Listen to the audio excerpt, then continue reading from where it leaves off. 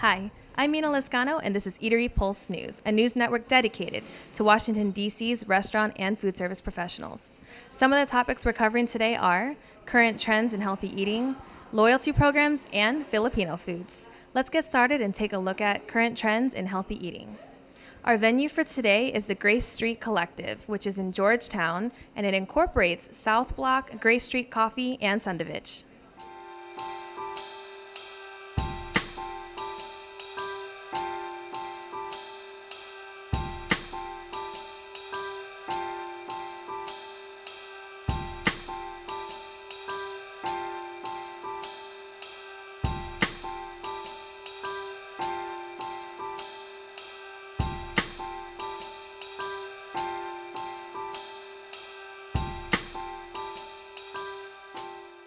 It wasn't that long ago that eating healthy out meant bland chicken breast and steamed veggies, and probably a fast food stop on the way home.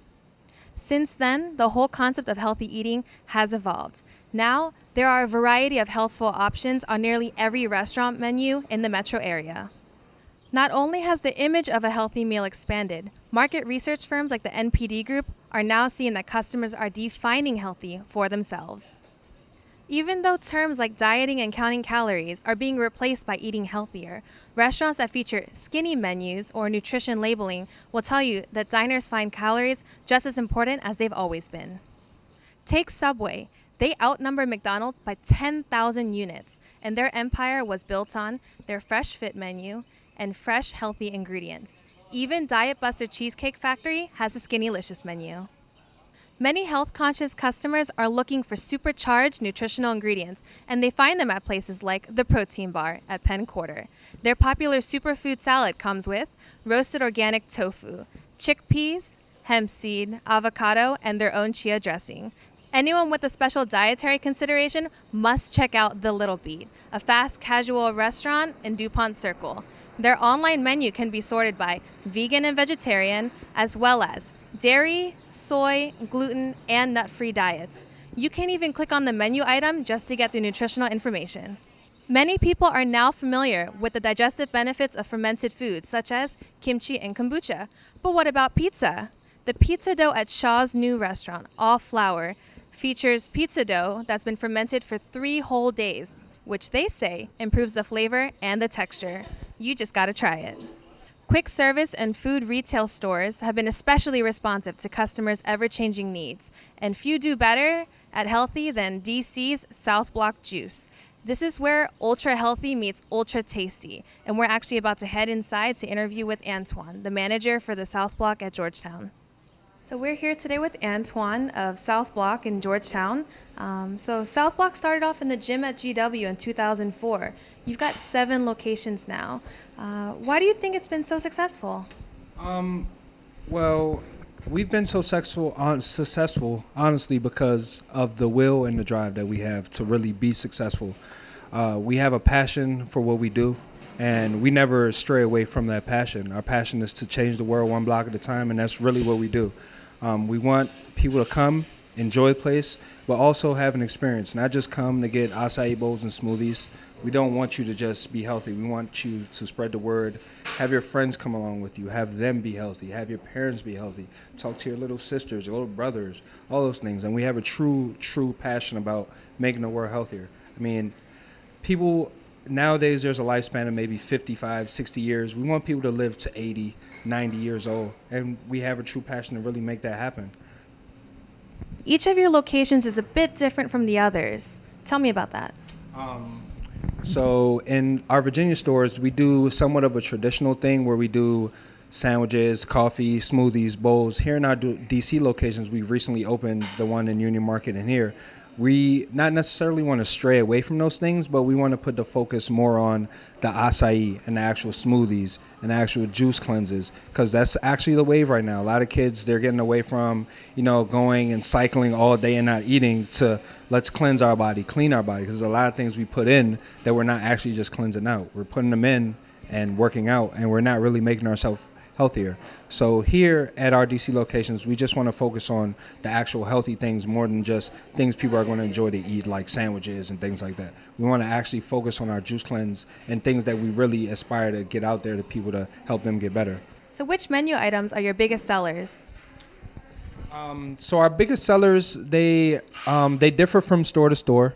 But here at G-Town, our most popular items are probably the Warrior Bowl, the PB&J Bowl, the Super Green. A lot of people turn their Super Greens into bowls as well. They might put it in a bowl, put granola, strawberries on top of it. PB&J smoothies, the bright pink Magic Dragon Bowl. People love that solely because of the color. I mean, they've never had it before, but they see someone get a Magic Dragon Bowl and they're like, oh, that's pretty, it's beautiful, I want one.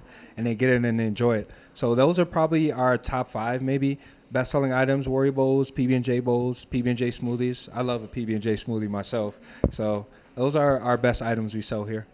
Millennials are credited with the continuing popularity of juice cleanses because they favor healthy eating over fad diets and extreme workouts. Your juice cleanses have a loyal following. What makes them come back for more? So we have a loyal following, I would say, not only because of the new wave that's going on, but also because of social media. Social media is a big thing.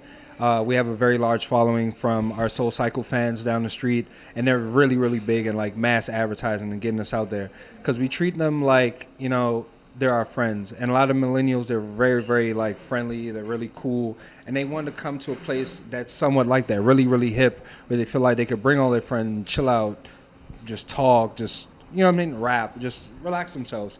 And we're big with the millennials because they're the ones that's really going to push us further on down the line. 60 years from now, those millennials be 70, and because of them, we're going to be around for 50 plus years already. You know what I mean? Totally. And South Block has a solid social media presence with a lot of super fans out there sharing the love. Their pictures alone must be drawing a crowd. Are you feeling it? Yeah, I'm big on the social media myself too. So to see the hashtags and the South Block G-Towns and just to see your name attached to those things, I'm really big on that, and I'm really, really happy. To be the manager here, I'm proud of those things. I mean, to get those things out, and people that don't live in D.C., people that live all over the place, they might see them and desire to, oh, I want to come to Washington, D.C. and get an acai bowl. I'm going to South Block. Like, those things, they really, really put a good mood, give me a good mood, put me in a good spirit because, you know, hard work only pays off if you really want it to pay off. If you show the effort, put the effort out there, these kids will reward you by putting that out there and getting us out there to people that don't know about us. Been around 13 years. A guy like myself, I've been working in the D.C. area for about 13 years myself, and I just recently found out about South Block maybe last year, and I found that out through social media, actually. So to see a place come from very small beginnings 13 years ago to basically be all over the place now in D.C., it's very, very great, and I'm happy to be a part of that. Today, we'd like to highlight and thank one of our very special supporters and sponsors. Our platinum sponsor, Axis Purchasing, helps multi-unit operators find savings with distributors they're already using. Axis Purchasing is definitely cutting edge. It's a group purchasing program that allows you to continue ordering products from broadline distributors you're already using. Axis President John Krebs and his team will work with your suppliers by leveraging billions of dollars on food and supplies purchases. That's a no-brainer for multi-unit concepts with more than $1 million in aggregated food and supply purchases. We also want to thank our supporters, including GiftRocker, a gift card and loyalty-based program in DC, and our own Studio by Eatery Pulse. So we're joined today by Alex Robertson with GiftRocker. Thank you for coming. Just wanted to ask you some questions about loyalty programs in respect to your business. So tell us a little bit about your company and how long have you been serving the restaurant industry? So GiftRocker provides e-commerce solutions, just basically customer interaction solutions for restaurants, coffee shops, a couple other different retail. And we've been serving restaurant industry, all the industries for about 5 years. And can you share some of the DC-based customers you have, or is there a page you can reference that has a listing of some of your best clients? So you can see a lot of our clients on GiftRocker.com, but within DC, we've got a ton of great customers. We have anywhere from Lebanese Taverna, which is, they have cafes and full-service restaurants, the Liberty Tavern Group, Rose's Luxury Tale of Goats. So really our customers range from Michelin star customers down to coffee shops. And how important do you think loyalty marketing is today? And what are the tools that you offer in that regard? So starting with the tools, we have a number of different tools for shopkeepers.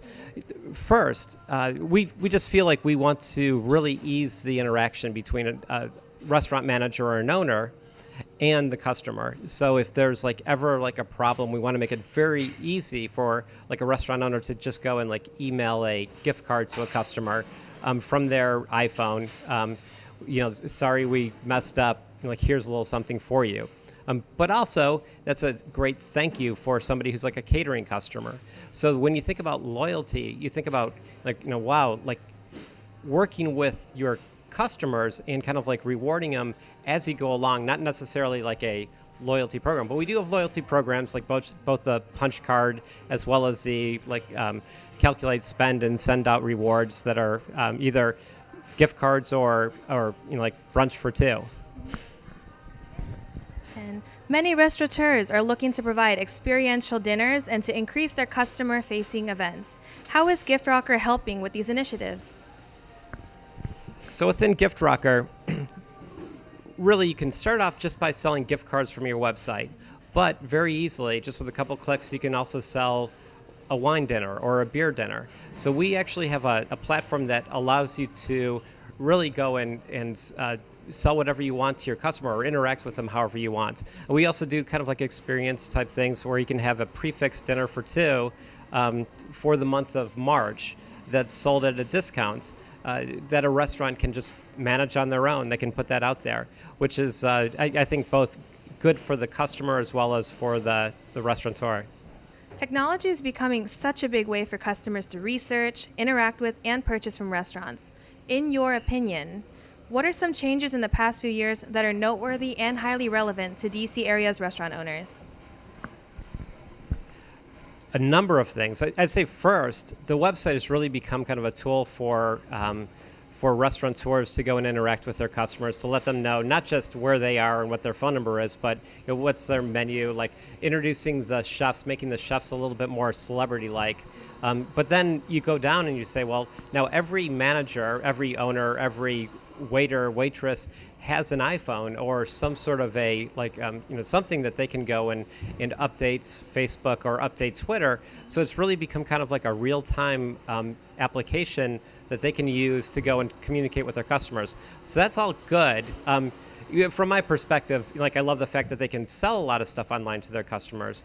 But then also you get into the technology solutions, like the iPad-based POSs. So no longer do you need proprietary software to go and press different orders. You have really just applications that are just booming out there to allow people to order, whether it's on the website, through the POS, waiting in line at the restaurant or wherever. But it really is kind of expanded exponentially in the last couple of years.